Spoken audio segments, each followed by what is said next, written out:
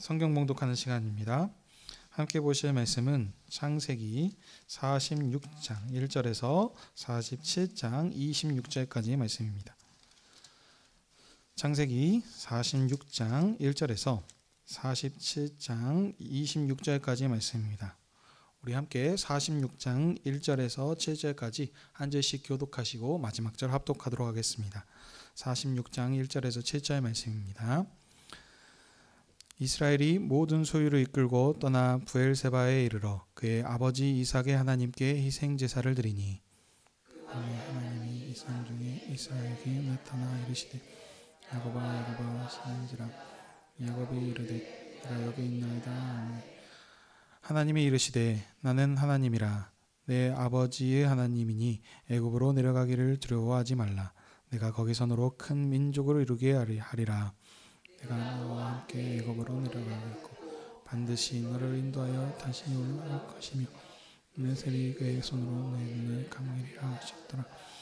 야곱이 브엘세바에서 떠날새 이스라엘의 아들들이 바로가 그를 태우려고 보낸 수레에 자기들의 아버지 야곱과 자기들의 처자들을 태우고 그들의 가축과 가나안 땅에서 얻은 재물들을 끌었으며 야곱과 그의 자손들이 다 함께 애굽으로 갔더라.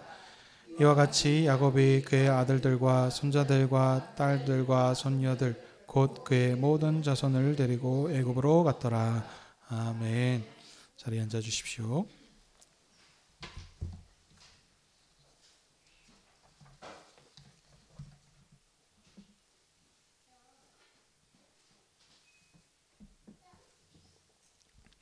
기도하겠습니다.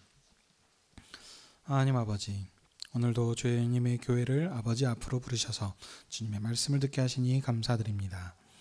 아버지의 영광과 주님의 교회를 위하여 주의 성령께서 말씀 전하는 자에게 진리의 말씀을 풍성히 허락하여 주시고 그의 입술을 주장하여 주시옵소서. 말씀을 듣는 모든 성도님들에게는 말씀을 사모하는 마음을 주시사 그 말씀이 가슴 심령에 심겨져 하나님을 향한 우리의 믿음과 사랑이 더욱 커지는 열매를 맺을 수 있게 해 주시옵소서. 예수님의 이름으로 기도하옵나이다. 아멘.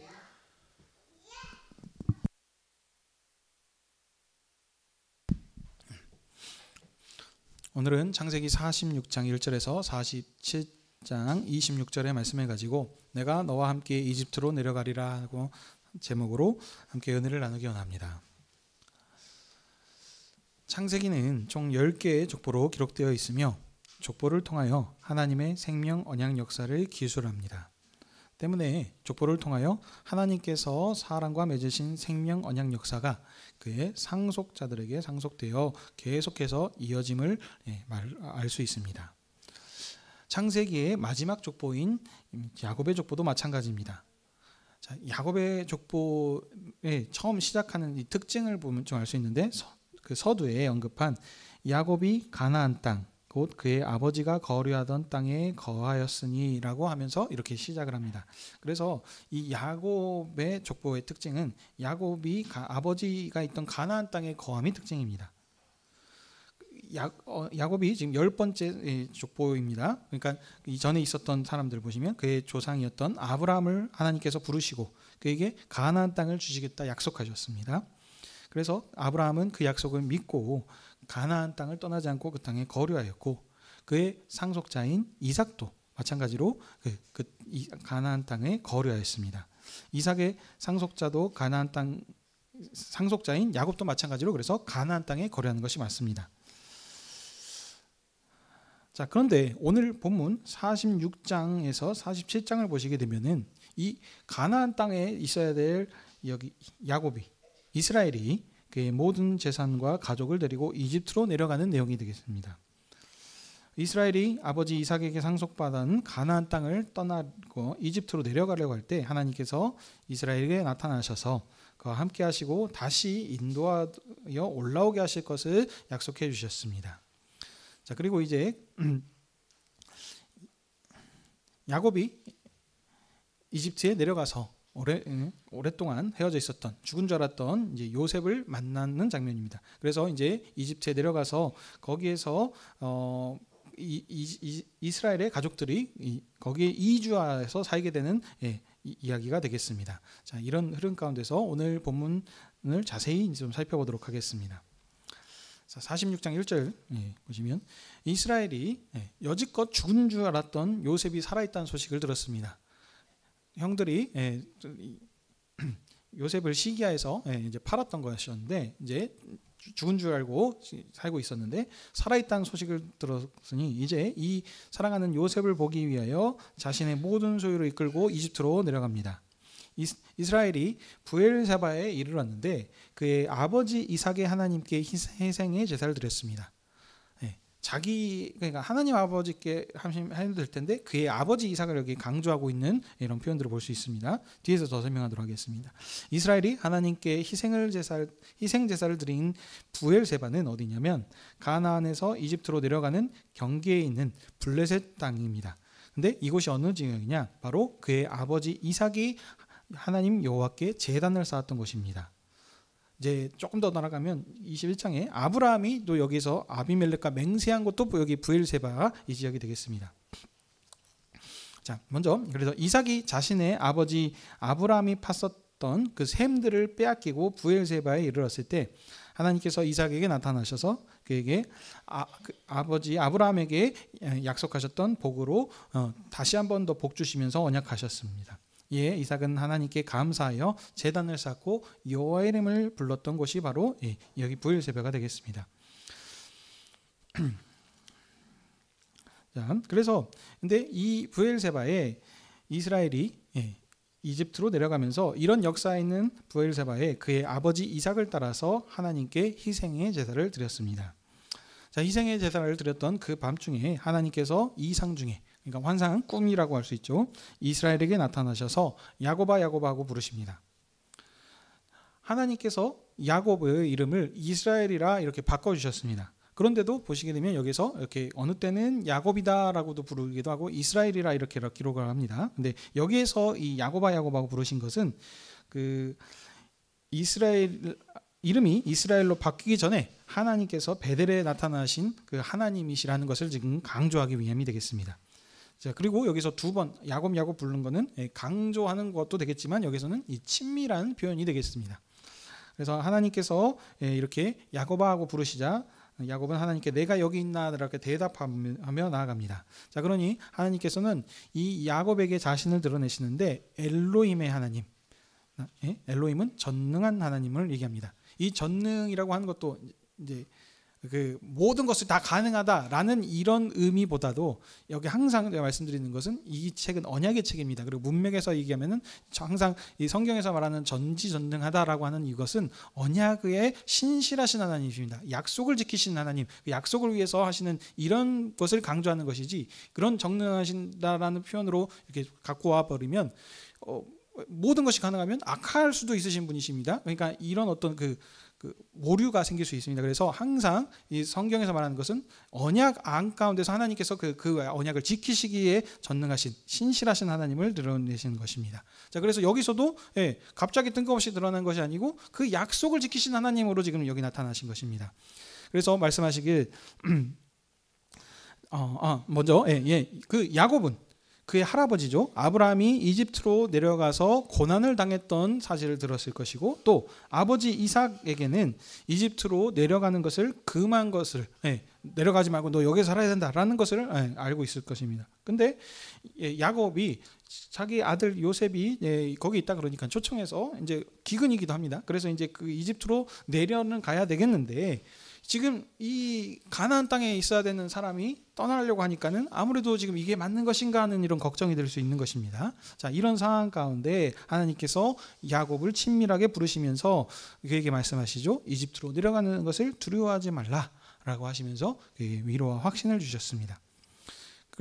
그러면서 전능하신 하나님, 어떤 약속하게 하신 하나님으로 이렇게 나타나십니다. 그래서 전능하신 하나님께서는 두려워하는 야곱과 함께 내가 이집트로 내려가서 너와 함께 가서 큰 민족을 이루게 하시겠다. 그리고 민족을 이루게 한 다음에 다시 약속했던 이 땅으로 돌아오게 하실 것을 언약하여 주셨습니다. 자, 이 사건이 예전에 있었던 것 같죠? 이전에 야곱이 형 에서에게서 쫓겨나 죽이려고 그래서 어쩔 수 없이 지금 아버지 이삭이 거류하던 이 브엘세바를 떠나 외삼촌 라반의 집으로 갔었을 때입니다. 그때 베델에서 이렇게 잠이 들었을 때 하나님께서 나타나셔서 약속한 사건과 비슷합니다. 아브라함과 이삭이 하나님께서 사닥다리에 의해서 야곱에게 나타나셔서 오르락내리락 하시면서 반드시 너와 함께 가나안으로 돌아오게, 아버지 품으로 돌아오게 해주셨겠다라는 그 약속이 여기서도 지금 반복이 되는 것 같습니다. 베델에서 언약하셨던 하나님께서 이제 다시 약속의 땅을 떠나야 되는 이스라엘에게 나타나셔서 언약하십니다. 반드시 돌아오게 하시겠다. 그리고 마지막에 더 붙여주시죠. 요셉이 그 손으로 내 눈을 감기리라 이렇게 하셨습니다. 이 표현은 이스라엘이 장자 요셉의 품에서 평안하게, 그냥 복되게 그런 반련을 보내게 될 것이라고 하는 뜻입니다. 자, 그래서 야곱은 약속의 땅을 떠나서 이집트로 내려가는데 두려움이 있었지만 하나님께서 나타나셔서 언약해 주심으로 확신을 가지고 브엘세바를 떠나 그가 지금까지 가지고 있었던 모든 가축과 재물과 가족을 이끌고 이집트로 내려갔습니다. 자, 이제 8절부터 27절의 말씀을 보시게 되면 이스라엘과 함께 이집트로 내려간 사람들은 이러이러하다라고 하면서 많이 보던 또 족보가 또 여기서 나오고 있습니다. 근데 이 족보를 항상 제가 말씀드리죠. 보실 때 그러니까 이거는 그 톨레도트라는 그것이 아닙니다. 그래서 총 10개의 족보 안에 조그맣게 그냥 들어가 있는 것들입니다. 네. 여기 이 족보들을 보시기 때문에 그 앞을 서식하는 그 첫 말들이 그의 족보의 강조점이라 말씀드렸습니다. 근데 여기 보시게 되면은 이 족보는 어떤 족보입니까? 이집트로 내려간 사람이 특징인 족보입니다. 자, 이 관점에서 보게 되면은 오늘 이 족보도 이제 보입니다. 일반적으로는 그래서 족보는 지금까지의 족보는 다 전부 남자 중심입니다. 이렇게 중심으로 기록하는 족보는 다르게 이 창세기 46장의 족보는 모계를 따라서 아들들과 손자와 각각의 총 수와 총 합계를 기록합니다. 그래서 이들은 뭐냐면 야곱의 몸에서 나온 자들의 번성인데 이들이 지금 어땠나니까 이집트로 내려갔다는 것입니다. 그래서 본문을 자세히 보게 되면 야곱이 4명의 아내들을 통해서 얻은 아들들과 또 그 아들들이 낳은 아들들을 기록합니다. 근데 그 기록하는 또 패턴들이 또 조금씩 바뀌는 부분들이 있습니다. 이것도 실수로 기록한 것이 아니고 저자가 이 부분들을 강조하기 위해서 이렇게 기록한 일부러 이렇게 의도를 가지고 기록한 것입니다. 자, 먼저 레아를 보도록 하겠습니다. 레아가 야곱에게서 낳은 자손의 강조점은 맏아들 루벤으로 이렇게 시작됩니다. 그래서 루벤이 원래 혈통적으로 장자이죠. 그래서 그 야곱의 자손이 루벤을 시작으로 번성되었다는 것을 강조합니다. 자, 그리고 이제 끝말 15절에 레아가 밧단 아람에서 낳은 딸 디나를 합하여 남자와 여자 33명이다 이렇게 말합니다. 그래서 이 레아가 야곱에게서 난 자손의 강조점은 무엇이냐면 수고하여서 큰 번성을 이뤘다는 것입니다. 야곱이 밧단 아람에서 수고하여서 레아를 통하여 남녀를 합하여서 총 33명의 많은 자손을 얻었다라고 얘기합니다. 그러니까 여자까지 기록함을 통해서 그러니까 숫자를 더 지금 많이 지금 기록하는 것이죠. 자, 근데 여기서도 이 그 레아의 그 자손들을 보게 되면 또 패턴이 다른 부분이 있는데 바로 그것이 유다의 가계가 되겠습니다. 유다의 가계는 다른 가계들과 족보와는 다르게 추가로 기록한 부분들이 있습니다. 아들들의 이름들을 모두 기록했는데 그냥 아들을 낳다 이름만 이렇게 언급을 해도 될 텐데 여기서 엘과 오난 이 두 아들이 가나안 땅에서 죽었고 베레스가 두 아들을 헤스론과 하모를 낳았다라고 이렇게 기록을 하고 있습니다. 그러니까 이것도 일부러 기록했다는 것이죠. 무엇입니까? 대가 끊어질 수 있을 만한 이런 그 유다 가문에 하나님께서 다말이라고 하는 여인을 통해서 이방 여인을 통해서 은혜를 주셔서 유다의 대를 잇게 해주셨다라는 것입니다. 그래서 유다의 가계는 죽은 자의 이름을 잇게 하는 하나님의 그런 은혜가 있다는 것을 강조하는 족보가 되겠습니다. 자, 그리고 이제 16절에서 18절 보시게 되면은 실바를 통해서 낳은 자손들입니다. 레아가 4아들을 낳은 후에 출산이 멈췄습니다. 그래서 라헬이 이제 자기를 대신하여 아이를 낳을 수 있도록 그의 여종 비라를 야곱에게 주어서 2 아들을 낳았습니다. 자, 그러니까 이제 레아도 또 지지 않으려고 그의 여종 실바를 또 야곱에게 주어서 자신을 대신하여서 아이를 낳게 합니다. 서로 경쟁하죠. 2 아내를 얻었는데 이 2 아내들도 자녀 낳기 위한 번성하고 번성하는 일을 하기 위해서 그 첩까지, 자기 여종까지 줌으로써 이렇게 번성하는 이런 지금 그 경쟁하는 모습을 볼 수 있습니다. 그래서 이 레아의 여종인 실바를 통해서 낳은 자녀 중에서 특별한 점은 바로 아셀 가게의 딸의 이름이 언급한 것과 손자 둘을 낳은 것을 언급한 것입니다. 실바가 둘째 아들을 낳자 레아가 그의 이름을 아셀, 기쁨이라 이렇게 했습니다. 그래서 아셀은 이름과 같이 많은 아들과 딸을 낳아 번성하는 기쁨이 되었습니다. 실바가 야곱을 통해서 낳은 자손들은 모두 16명입니다. 그리고 이제 19절부터 22절 보게 되면 이제 라헬을 통해서 낳은 자손들입니다. 라헬이 야곱에게서 낳은 자손의 시작말은 야곱의 아내 라헬의 아들 곧 요셉과 베냐민이요라고 이렇게 시작합니다. 족보의 시작에 야곱의 아내라는 것을 넣은 것은 이 그 네 명의 아내들 중에서 특별히 야곱을 라헬을 더 사랑했다는 것이며, 이 사랑하는 아내가 낳은 아들들의 족보임을 지금 강조하고 있다는 것을 알 수 있습니다. 자, 여기서도 또 특별한 점들을 보게 되면 요셉의 가게에 보면 애굽 땅에서 온 온의 제사장 보디베라의 딸 아스낫이라 이렇게 얘기하고 있습니다. 그러면서 이 특별하게 여기에서는 이 요셉의 아내의 신분을 언급합니다. 그렇죠? 다른 아내들이나 여자들은 신분을 언급하지 않습니다. 근데 요셉의 아내는 누구냐면 바로 왕이 요셉을 총리로 삼았을 때에 그때 맺어준 아내입니다. 이집트에서 제사장은 바로의 종이 아닙니다.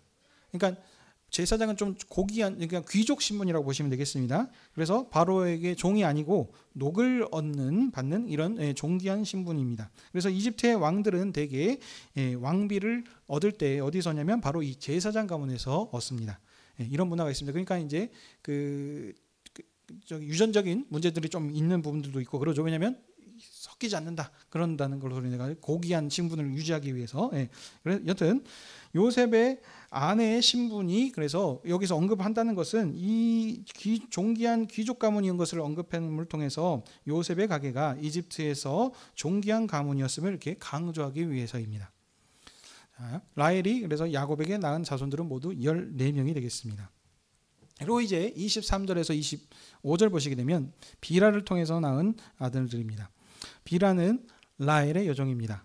아이를 낳지 못하는데 언니가 자꾸 낳으니까 라헬이 자기 자신을 내서 낳도록 야곱에게 비라를 줬습니다. 그래서 단과 납달리 두 아들을 얻었습니다. 그래서 비라가 야곱에게서 낳은 자손들은 모두 7명입니다. 그래서 이제 야곱과 함께 이집트로 들어간 숫자들을 이제 잘 자세히 보시면 특징은 뭐냐면 며느리들은 제외합니다. 누구냐면 오직 야곱의 몸에서 태어난 자들만 기록합니다. 그래서 66명입니다.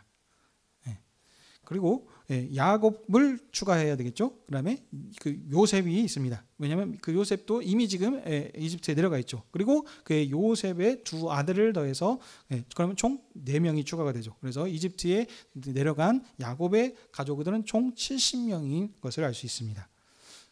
그래서 여기선 70이라고 하는데 여러분들 성경을 또 자세히 보시면 사도행전 7장 14절에 보시면 여기서는요 75명으로 이렇게 언급을 합니다. 75명 그럼 뭐가 성경이 좀 오류가 있는 거 아닙니까 하는데 이것은 일부러 저자가 그런 의도를 가지고 기록했다는 것을 보셔야 됩니다. 75명이라는 숫자는 어떻게 나오면 요셉이 손자들을 얻습니다. 이 손자의 숫자가 5명입니다. 이 숫자를 추가시키는 숫자입니다. 그래서 이렇게 언급을 했다는 것은 서로 다른 저자가 그 관점과 의도가 다르기 때문에 이렇게 기록한 것입니다. 그러니까 왜 그러면 이렇게 된 거냐면 여기 사도행전에서는 요셉이 요셉의 자녀들이 그 형의 신분으로 이렇게 한 단계 이렇게 올라오지 않습니까? 그래서 그 손자들이 아들급으로 올라오기 때문에 그러면 어떻게 되죠? 당연히 손자들은 한 단계 더 올라서 거기로 치는 것입니다. 그래서 이런 사도행전은 이런 역사적인 의도를 가지고 사실을 이렇게 기록한 것입니다. 다시 본문으로 돌아오겠습니다. 본문에서 이스라엘과 야곱의 이름을 또 보시게 되면 어떨 때는 이스라엘이라고도 하고 야곱이라고도 이렇게 번갈아 가면서 사용합니다. 이것도 강조하고자 하는 내용에 따라서 사용하는 이름이 다르기 때문입니다. 자, 그러면 야곱이라고 불렀을 때는 뭐냐면 혈통이죠. 혈통입니다. 그래서 택한 자를 강조할 때, 조상들의 상속자임을 언급할 때 이 야곱이라고 하는 이름이 사용됩니다.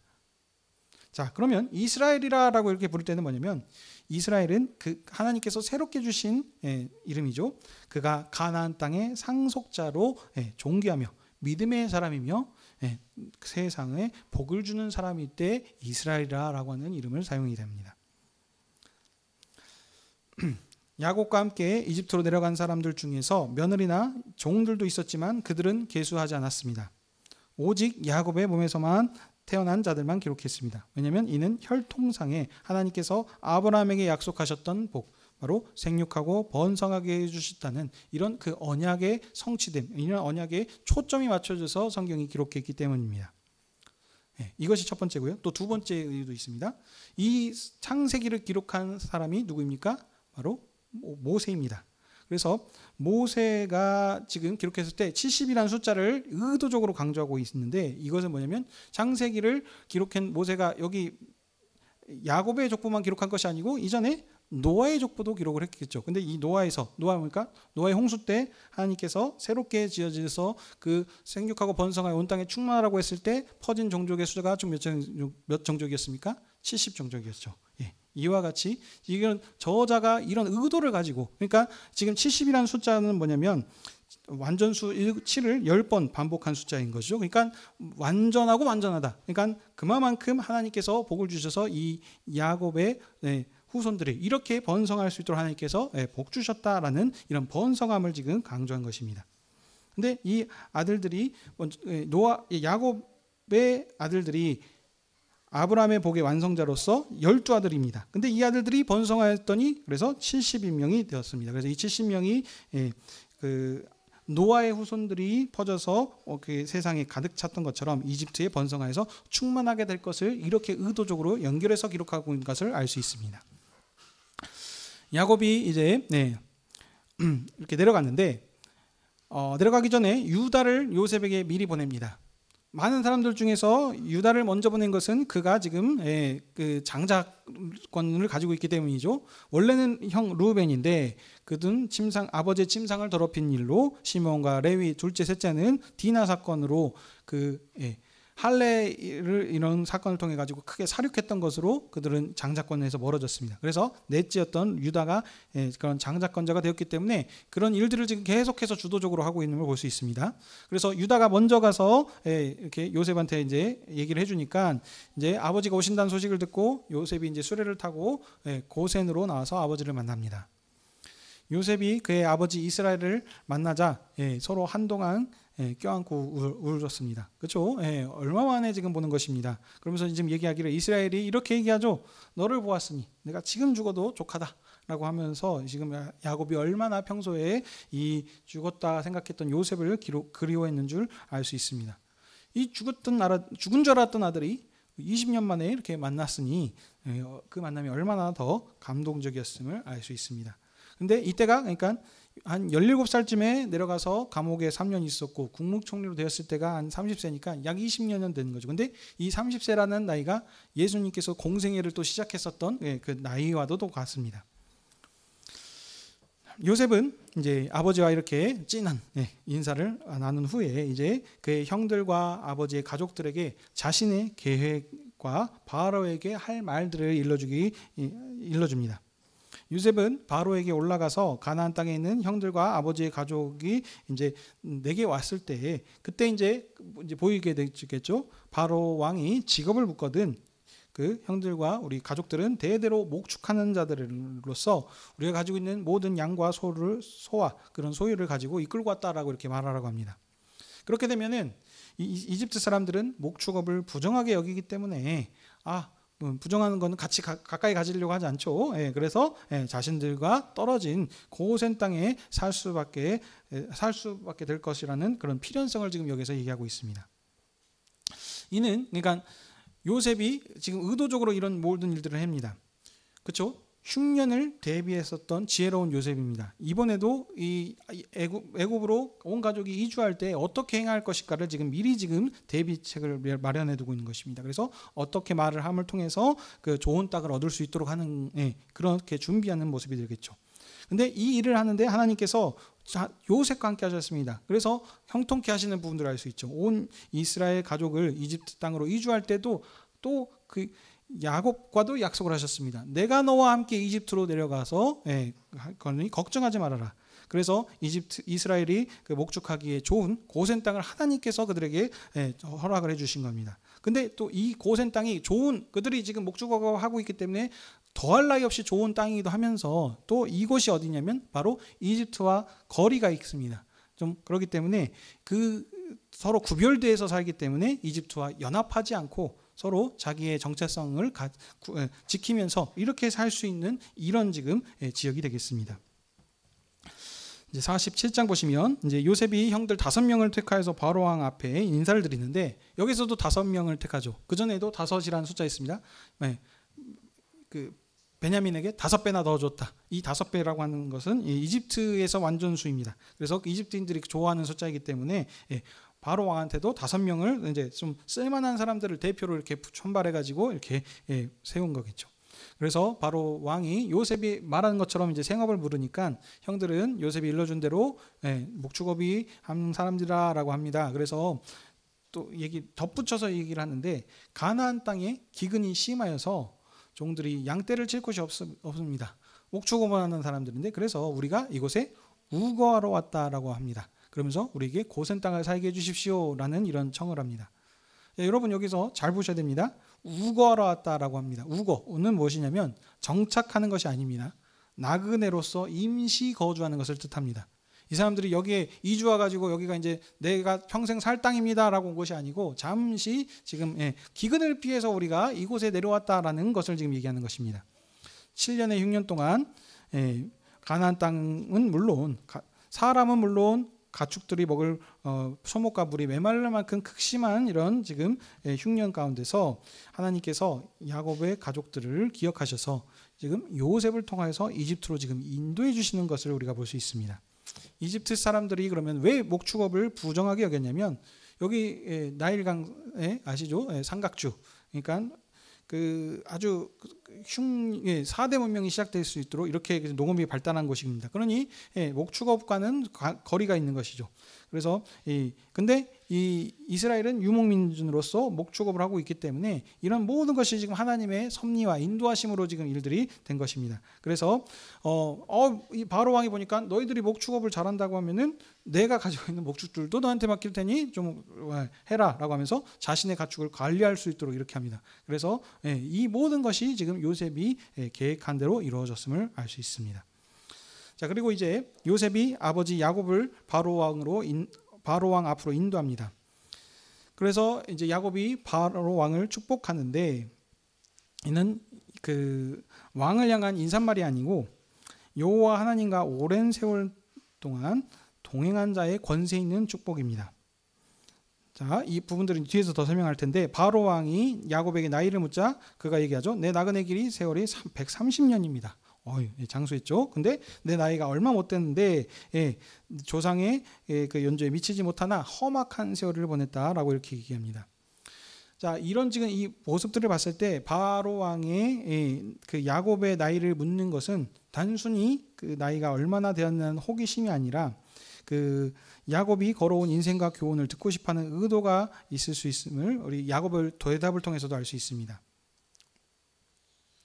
근데 왜 그러면 그러니까 딱 봐도 나이가 많이 들어 보이는데 왜 물었냐면 이집트에서는 어떤 문화가 있죠? 피라미드, 무덤입니다. 죽은 사후의 세계의 관계가 많이 있는데 딱 봐도 오래 살아 보이거든요. 그래서 이거 물었는데 그 나이 묻고 난 뒤에 그 뒤에 더 질문들을 하는 거 보면은 단순히 나이 많은 정도가 아니고 그 어떤 의도가 있다는 것을 알 수 있는 것이죠. 야곱은 바로 왕 앞에 나오면서 그를 다시 한 번 더 축복합니다.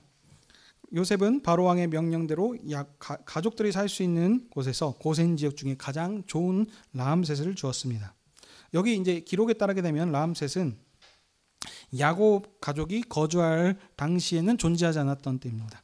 후에 건설되는 애굽의 국고성입니다. 여기가 이제 출애굽기 1장 11절에서 나오는 인용되는 부분인데 굉장히 비옥한 땅으로 나중에 그 출애굽기에서는 이스라엘이 여기서 이제 종으로서 노예로 봉사하고 있는 곳이 만들었던 곳이 이 라암셋 국고성이 되겠습니다.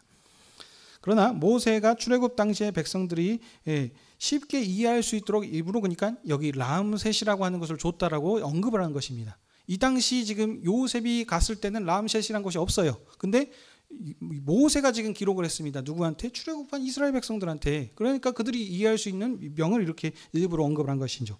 그래서 요셉은 가장 좋은 고센에서 가장 좋은 람셋에서 부모님과 형들과 온 집안 식구들을 거기서 모셔서 적절한 음식을 주어서 봉양을 하였습니다.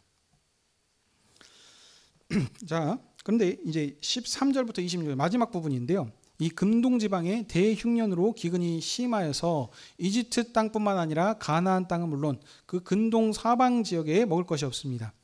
양식은 오직 어디에 있습니까? 바로 요셉에게만 있습니다. 요셉이 그 7년의 풍년 동안 그 저장해왔던 그 왕국 곡식 창고뿐입니다. 그래서 이제 사람들이 먹고 살려면 음식이 필요하니까 곡식을 사기 위해 돈을 가지고 바로 왕궁으로 찾아옵니다.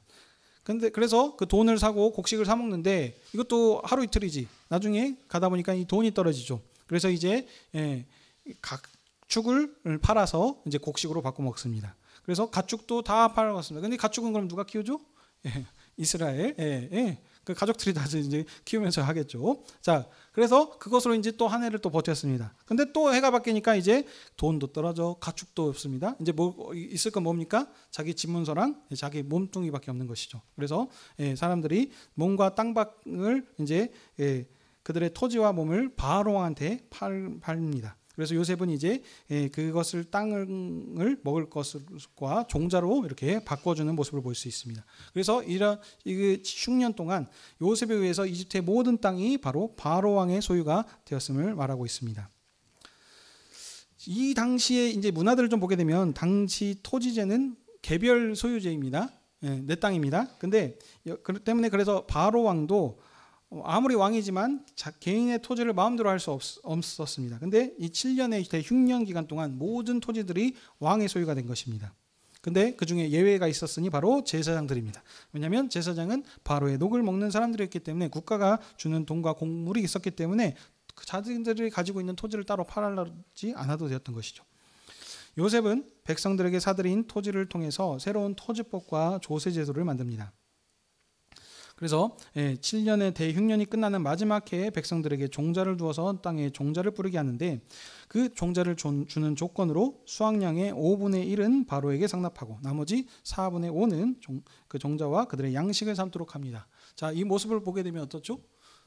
그 이자가 어떻게 되는 거죠? 20%. 그러니까 지금 생각하면 와 이거 완전 그 사채라고 생각하실 수 있을지 모르겠습니다. 근데 현실 지금 우리 상황에서 그걸 보니까 그런 겁니다. 이때 이 당시에서는 이게 지금 엄청난 폭리를 취하는 갑질이 아니고 지금 어마어마한 은혜를 지금 베푸는 지금 것입니다.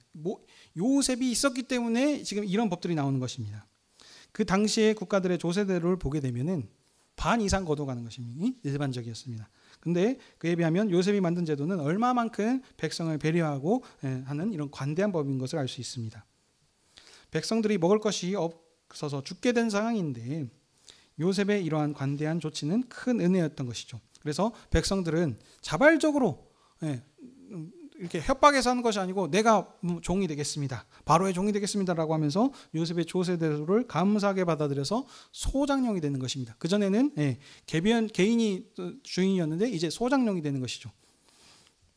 요셉이 그 세운 이 조세제도가 그래서 오늘날까지 지금 이어지고 있습니다. 이 오늘날까지 지금이 아니고 이전 지금 기록했을 때 오늘날까지입니다. 그래서 이집트의 토지법의 기초가 되어서 오랜 기간을 지속된 것을 알 수 있습니다.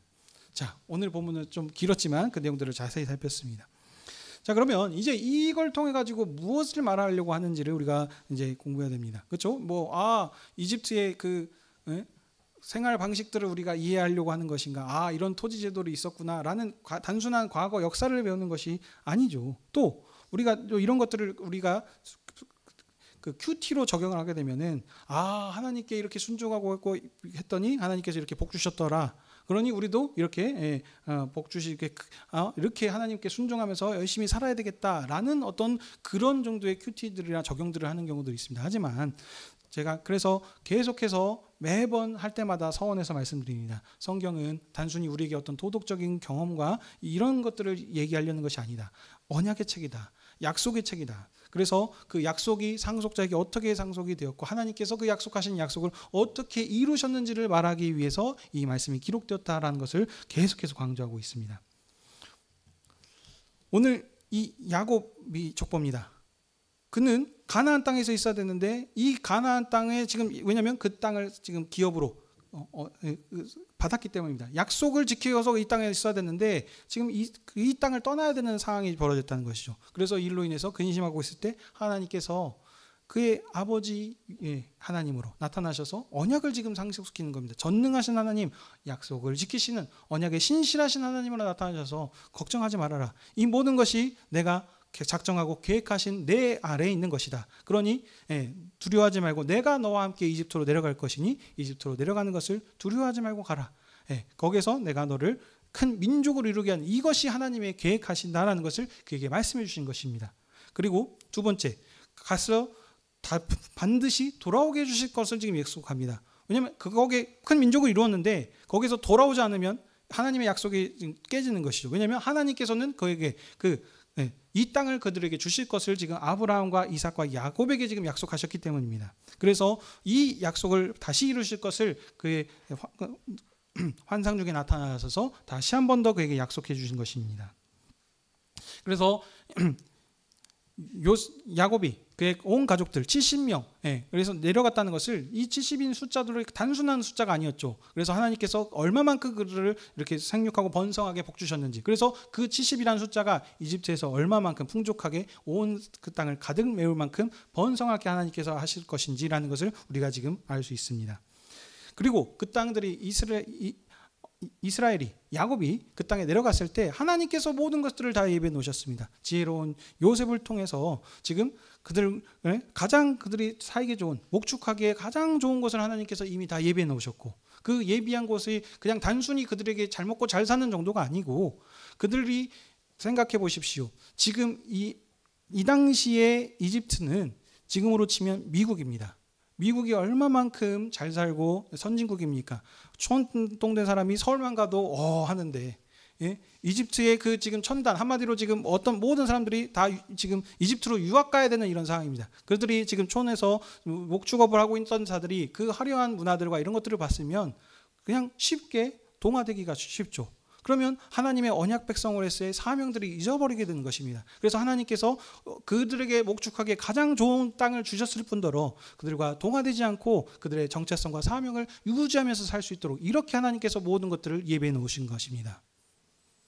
근데 이 일이 하나님께서 무엇을 작성하신 거냐면 큰 흉년을 통해서, 풍년과 흉년이라고 하는 이 사실을 언약의 상속자인 요셉에게 알리셔서 이 모든 것들을 지금 대비하고 인도하시게 하신 것입니다. 그래서 그 흉년의 기간 동안 언약의 상속자였던 야곱의 가족들이 끊어지지 않도록, 그래서 하나님께서 그들을 지키시고 인도하시는데 큰 애굽이라고 하는 나라 전체를 인도해 주셔서 이용하셔서 그들을 지금 어떻게 보호하시고 입히시고 큰 민족을 이룰 수 있게 하셨는지 하나님의 그런 그 일하심을 지금 여기서 보여주시는 것입니다. 그런데 이 요셉이라고 하는 하나님께서 언약의 상속자 중심으로 모든 약속을 이뤄 나가시는데 이 일을 통해서 야곱의 가족들, 이스라엘의 백성 그 70명만 구원을 받은 것이 아닙니다.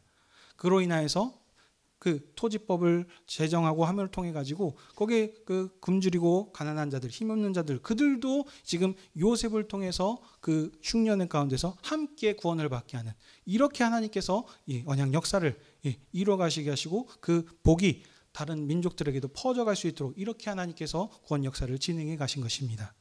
오늘 이 말씀을 누구에게 주셨습니까? 출애굽한 이스라엘 백성들에게 주셨습니다. 이스라엘 백성이 지금 어디에서 살다 왔습니까? 고센 땅 람셋에서 있었습니다. 그들이 왜 그곳에 살았습니까? 언약, 하나님께서 이런 약속들을 계획하셨고 그 약속대로 원래 가나안 땅을 살게 해야 되지만 그 일을 큰 민족을 이루기 위해서 이 애굽이라고 하는 것을 우리를 지키시고 보호하셨다라는 그 사실을 지금 이들이 깨닫게 되는 것입니다. 큰 민족을 이루었습니다. 하나님께서 약속하신 것이 있죠. 너로 다시 이 땅에 돌아올 수 있도록 하셨다라고 하는 약속은 아직 이루어지지 않았습니다. 그러면 그들이 가지고 있어야 될 정체성은 무엇입니까? 하나님께서 그 약속을 이루시는데 이제 가나안 땅을 너희들에게 주실 것이니 그 약속을 믿고 하나님께서 인도하신 대로 그 땅을 차지하라라고 하는 그 정체성과 사명을 그들에게 주시기 위해서 오늘 이 말씀을 주신 것입니다. 요셉을 그러면 이 말씀이 이스라엘 백성들한테는 그렇게 적용이 됐다면 오늘 신약 시대를 살고 있는 우리한테는 어떻게 적용이 되겠습니까? 요셉을 통하여 이스라엘을 온 세상에서 온 기근에서 구원하신 하나님께서 이제 신약의 종말에 그의 사랑하시는 아들을 통해서 천하 만민을 복주시는 새로운 언약 역사를 시작하였습니다. 하나님의 아들이신 예수 그리스도께서는 아브라함과 다윗의 언약의 완성자이십니다. 아브라함과 이삭과 야곱의 언약의 완성자이십니다. 대흉년 중에서 온 세상이 절멸할 위기 가운데 요셉이라고 하는 구원자를 통하여서 그 세상을 구원하신 하나님께서 이제 신약에 죄 아래서 종로를 타면서 사망 권세 아래 있는 하나님과 원수되었던 온 인류를 구원하시는 그 역사를 시작하셨습니다. 이 아들이신 예수 그리스도께서는 아버지의 뜻에 순종하여서 죽기까지 순종하시고 십자가의 죽으심을 통해서 모든 하나님의 계획을 이루셨습니다. 주님께서 죽으심을 통해서 하나님의 약속이 끝난 것 같지만 하나님께서는 그 약속을 반전히 이루게 하셨죠. 그래서 죽은 자 가운데서 예수 그리스도를 이 아들을 다시 살리심으로 새로운 천국을 설립하셨습니다. 이 새로운 하나님의 나라는 죽음을 이긴 천국입니다. 나라입니다. 그래서 그 어떤 자도 이 죽음을 이긴 사람들이 없었는데 이 예수 그리스도께서 죽음을 이기신 새로운 세계를 여는 것을 우리에게 지금 보여주신 것입니다. 이 주님께서는 요셉은 단순히 먹을 것에서 그들을 살렸습니다. 하지만 이 주님께서는 먹을 것과는 비교가 되지 않죠. 주님께서 자신을 말씀하시죠. 나는 참 생명의 떡이니 나를 먹어라 마셔라 하면서 피와 살을 우리에게 주셨습니다. 주님은 영생을 주시는 그런 생명의 주님이십니다. 그래서 이 이 떡을 먹는 자는 영원히 굶주리지 않고 목마르지 않습니다. 이 떡을 먹는 자는 죽음을 이긴 생명이 우리 가운데 있다는 사실입니다. 요셉을 통해서 구원을 얻어서 그 양식을 얻어먹고 살았던 자들, 이 모든 자들은 결국엔 다 죽음을 이기지 못하고 다 죽었습니다. 그러나 이 주님께서는 말씀하지 않습니까? 친히 죽음을 이기신 십자가에서 죽음을 이기신 3일 만에 부활하심을 통해서 죽음을 이길 수 있다는 것을 몸소 우리에게 보여주셨고 나를 믿는 자는 영원히 죽지 아니라 이와 같이 너희도 영원히 살 수 있다라는 이 생명을 우리에게 말씀해 주셨습니다. 우리를 그래서 참 생명이신 우리에게 주셔서 우리를 온 세상을 복주는 마지막 사명자로서 우리를 사용하시는 것입니다. 천하 만민을 복주는 이 마지막 사명을 바로 언약의 상속자로는 교회를 삼아 주셔서 이 사명을 계속해서 이어갈 수 있도록 이렇게 복주셨습니다. 교회를 통해서 천하 만민을 구원하시는 것이 하나님께서 작정하셨던 구원 계획의 마지막인 것입니다. 그러므로 우리가 이 일들에 참여한 자는 얼마만큼 복되고 영광스러운 지금 직무를 감당하고 있는 사실을 기억하십시오. 온 세상을 복주는 새로운 이스라엘로 부르심을 받은 성도 여러분, 오늘도 주님께서 우리를 주님의 상으로 부르시고 말씀하십니다. 이것은 너희를 위한 흘리는 내 피와 살이니 먹고 마셔라 라고 하시면서 생명 양식을 참 생명을 우리에게 허락하여 주셨습니다. 그러므로 이 주님이 주신 피와 살을 먹는 자는 주님이 주를 위하여 사신 것처럼 아버지로 인하여 사신 것처럼 우리도 한 몸으로 연합되어서 영원히 살 수 있습니다. 이것을 감당케 하신 것은 우리로 인해서 그것을 은혜를 누리며 사는 것도 있지만 아직 맡겨진 사명, 임무가 남았습니다. 천하 만민을 주님께 복종시키는 것, 주님께 통일시키고 하나 되게 하는 것, 이 사명을 감당할 수 있도록 우리를 영광스러운 증인으로 삼아 주신 것입니다. 그러므로 우리가 이 일들을 감당하는 데 있어서 우리와 하나님께서 함께 하실 것입니다. 애굽에 내려갈 때 두려워했었던 것처럼 두려워할 것이 없습니다. 우리가 하는 것이 아닙니다. 내가 너와 이집트와 함께 가리라 하신 것처럼 우리를 사랑하셔서 아들을 내어주신 주님께서 우리를 지금도 사랑하시고 지금도 살아계셔서 온 우주 만물을 주님의 주권 아래서 지금 경영하고 다스리고 계십니다. 이 주님께서 교회를 통해서 모든 역사를 완성하신다 약속하셨기 때문에 우리가 그 약속을 믿고 바라보고 믿음으로 나간다면 주님께서 우리를 통해서 천하 만민의 복 주시는 그 사명을 완성시키실 것입니다. 그러므로 주님 다시 오실 때까지 오직 주님만을 증거하는 찬양하는 능력 있는 백성들이 다 되십시다. 죽음을 이기신 부활하신 아들의 영이 교회와 함께 하시며 영원토록 인도하실 것입니다. 아멘. 함께 기도하겠습니다. 하나님 아버지, 오늘도 교회를 주님의 상으로 부르셔서 주님의 음성을 듣게 하시고 주님의 일하신 은혜의 일을 알게 하셔서 우리의 믿음과 사명을 느껴 주시니 감사드립니다. 우리가 나중된 자였는데 먼저 된 자로 부름받게 하셔서 하나님의 은혜와 사랑을 깨달아 알게 누리게 하시니 감사합니다. 우리가 나중되었던 자였지만 그리스도 안에서 이제 새로운 이스라엘로 부름을 받아 모든 민족을 복주는 사명을 감당케 하여 주셨사오니 교회가 마지막 시대를 봉사하는 언약의 상속자로서 우리의 정체성을 확실히 붙들고 천하 만민을 주님께 돌이키는 사명을 충성되게 감당케 하여 주시옵소서. 세상에 여러 가지 어려운 것들이 보이고 힘들어 보이는 것이 있습니다. 그때마다 우리가 요셉과 같이 주님과 우리의 머리 대신 주님과 같이 세상의 것을 부러워하거나 그것을 보고 두려워하지 않고 오직 진리의 말씀 가운데 붙잡혀 주님만 바라보며 주님을 증거하고 자랑하게 하여 주시옵소서. 우리 주 예수 그리스도의 이름으로 기도하옵나이다. 아멘.